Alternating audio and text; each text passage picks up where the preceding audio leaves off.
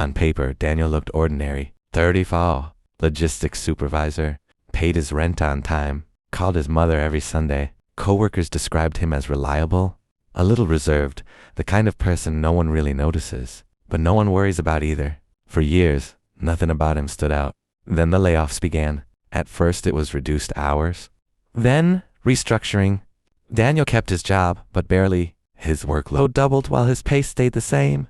Bills stacked quietly on the kitchen counter. He stopped meeting friends, stopped answering calls, told himself it was temporary, just a rough patch. People noticed small changes, nothing alarming. He looked tired, more irritable, quieter than usual. Stress slowly shrank his world to work, home, and worry. Sleep became rare. He replayed conversations, convinced coworkers were against him and that one. Mistake would cost him everything. None of it was true, but inside his mind, it felt real. After a long shift, a small disagreement followed him home. A neighbor complained about the noise from his TV, something most people would forget by morning. Daniel didn't. He replayed it until it felt personal, threatening. Alone with his thoughts, the tension grew. Days later, another minor confrontation in the parking lot turned into raised voices.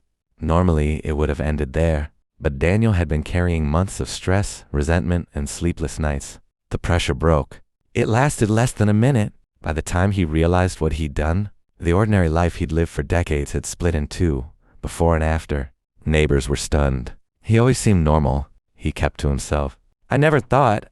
Investigators later described it not as the work of a lifelong criminal, but a convergence of pressures, deep isolation, untreated strain, mounting paranoia, and one sudden loss of control. None of it excuses what happened. But together, it formed a path that led someone ordinary towards something irreversible. A quiet life, a narrow breaking point, and one moment that changed everything.